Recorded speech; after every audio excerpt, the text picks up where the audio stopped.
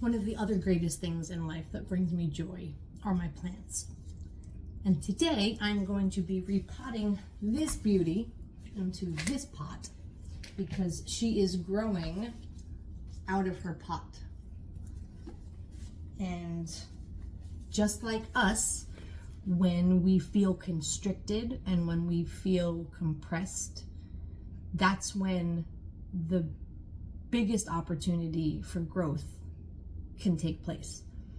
Because feeling squished and put into a box and squished in a little container can feel constricting.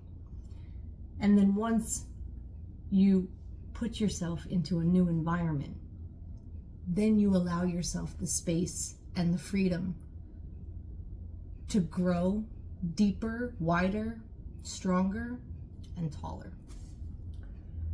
So come with me as I repot my beautiful plant.